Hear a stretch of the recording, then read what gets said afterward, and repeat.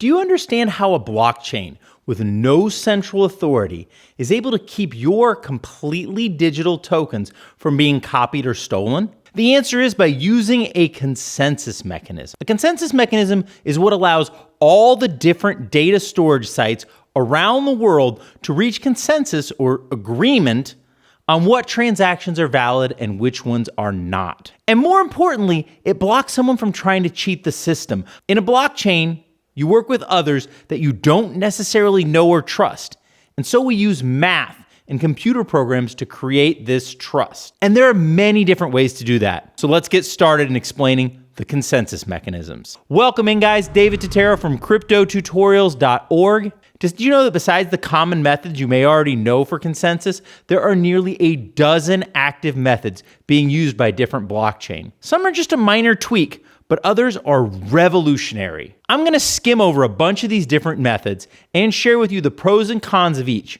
That way you can make a good decision about what networks to put your investments in. By the way, nothing on this channel should be considered financial advice. It's just for education and entertainment. Okay, so the oldest consensus mechanism out there is known as proof of work. Here, agreement is reached by having validators solve a complex and processor-intensive math problem. The first validator to solve this problem is given a reward. Currently, it's 6.25 Bitcoins, worth about $120,000. To explain this, I want you to imagine a group of treasure hunters. They're trying to open a chest with a random combination. It's a long and tedious process, but the first person to solve it gets the reward of all the tokens inside. Since the code is random every time, nobody consistently can solve this problem. In the case of Bitcoin, this math puzzle actually determines who gets to mine the newest block. Once it's solved, everyone else checks the math, and if they agree, consensus is reached.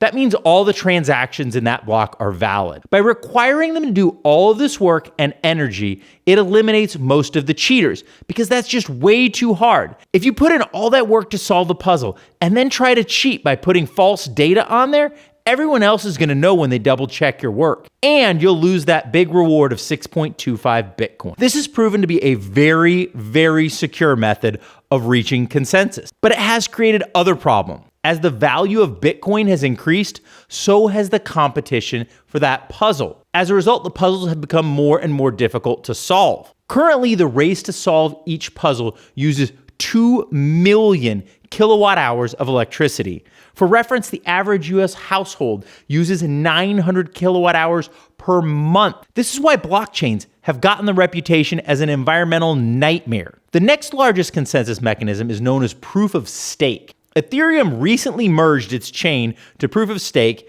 and reduced their energy footprint by 99.5%. In this system, the validator of a block is randomly chosen based on how many tokens they have staked. If we think about our treasure hunters again, in proof of stake system, they would be buying lottery tickets. The more tokens they have staked, the more lottery tickets they get. And whoever gets the winning ticket gets the combination to the chest. To learn more about staking your tokens, click the link up here. This system has also shown to be very, very secure. However, there are some serious concerns that it could end up centralizing power. In this system, a very, very large node is going to win often because they have more tickets. If they continue to restake their winnings, their power will grow and grow. Following the Ethereum merge, the two largest nodes, Coinbase and Lido, were processing over 40% of the block. If a bad actor was able to get control of 66% on a single network, they could rewrite the transaction record as they pleased. This makes the entire blockchain insecure. However, this concern is somewhat mitigated because if they are proven to be cheating, their staked tokens can be taken away from them. Next is a system called proof of authority. This is similar to proof of work.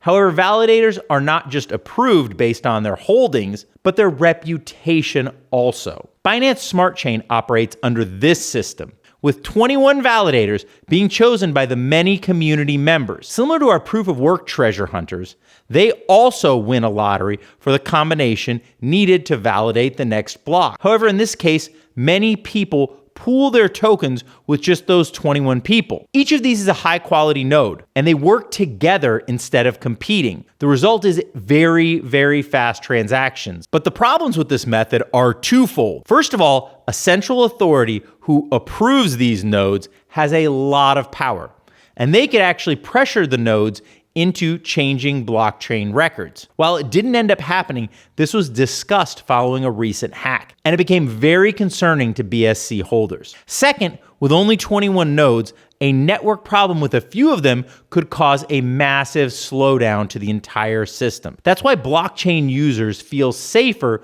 with a decentralized, larger network. This crosses over into a famous blockchain problem known as the Trilemma. This was proposed by Vitalik, the founder of Ethereum. The Trilemma is way beyond the scope of this video, but click up here if you want a full breakdown of it. As you can see, an important step for the blockchain is developing inexpensive methods of validating transactions. This has made tokens cheap to produce. Often you can even get them for free, but they still have great value. I have an entire course on this at getmyfreecrypto.com. I was charging $97 for it, but I'm giving it away for free right now. So if you're interested, just head over and sign up for it at getmyfreecrypto.com. Next on our list is a system called Delegated Proof of Stake. Here, all the holders of a token elect leaders to go on the treasure hunt for them. Then those leaders take turns mining and getting the rewards. These leaders can be voted in or out at different times, depending on how well they're working for the best interests of the blockchain.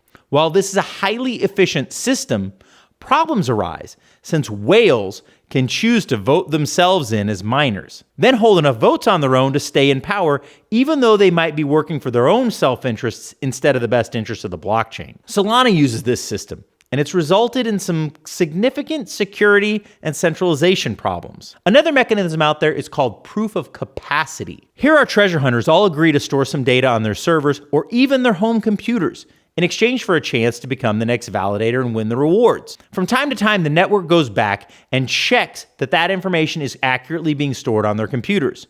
If it is, they get to validate the block and earn the rewards for that block. The data isn't records for the blockchain, but rather other useful data that people are willing to pay for. Thus, the blockchain brings in extra income from selling access to this data. BitTorrent uses this approach to store torrent files that people pay BitTorrent tokens to download. One of the biggest challenges here is with security. Since you're selling access to data on someone's server, there is always a worry that malware can be installed on these systems. Proof of weight is a lot like proof of stake, only instead of using tokens to determine which treasure hunter wins, they use a different measurement or weight, like how long tokens have been staked, or a reputation score that's based on blockchain activity. Algorand is probably the most well-known chain to use this system. It has similar problems to proof of stake, that rewards can become centralized depending on what weight is used. Proof of burn is a very interesting one.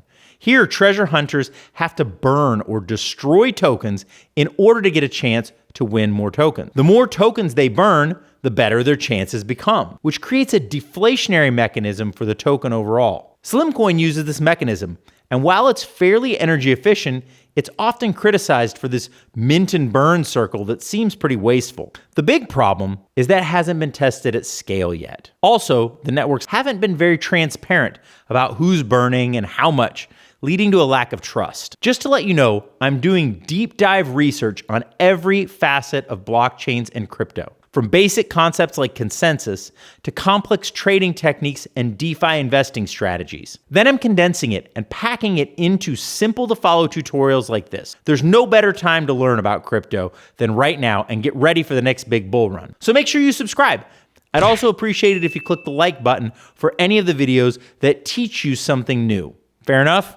Okay, back to consensus. A smaller system out there is called Practical Byzantine Fault Tolerance, which is an absurdly technical name, but also a very technical method. Here, our treasure hunters combine the new and old data on the blockchain to decide what is a valid transaction. Then the rest of the network reviews their findings, and everyone is rewarded when they reach agreement. This allows for very, very fast transactions and high throughput. But the downfall is that it does require a lot of trust, which is hard since not everyone has the same motives, and it results in a lot less nodes, so it's much more centralized.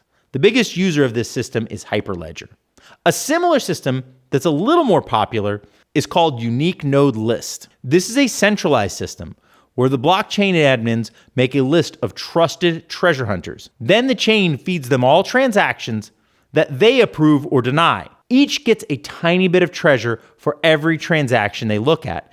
And the blockchain goes back and reviews how many approved or denied each transaction and uses that information to determine which should be considered a valid transaction. It's a very fast system, but very centralized, and it requires the trust of admins. Ripple uses this system. One of my favorite systems that evolved recently is called proof of coverage. This is primarily used by Helium. Now, their goal is to create a network of lo-fi and 5G coverage around the world. So in this case, our treasure hunters set up special hardware, like this miner you can see out in front of my house. Now, these boxes send and receive lo-fi or 5G data. Every so often, their systems reach out to other hunters and check to see if they're really providing the coverage they claim to be. If they are, both systems receive a reward. The more miners in an area, the smaller chances that they will receive that reward. This incentivizes them to spread out the miners into areas where there is no coverage. The downfall of this is that it doesn't make sense for normal tokens.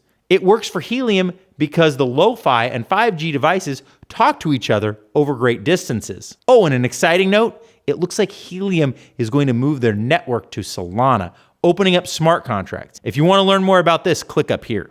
As you can probably see, all of these mechanisms revolve around rewards. And this is really important. Node holders set up expensive servers and high-speed data connections to store the entire state of the blockchain. It's like hosting a massive website. These rewards are how they get paid and incentivized to do this service. The consensus mechanism is what keeps them honest and makes sure that only real transactions end up on the blockchain. One thing that most of these blockchains have in common is that their records are public. The identities of the users are not, but their public keys, wallet balances, transactions, and much more are out there for everyone to see. This data can be incredibly useful for tracking whales and finding out what other players on the network are doing. In order to read this data, you need what's known as a block explorer. And I'm going to teach you how to use a block explorer by clicking right up here.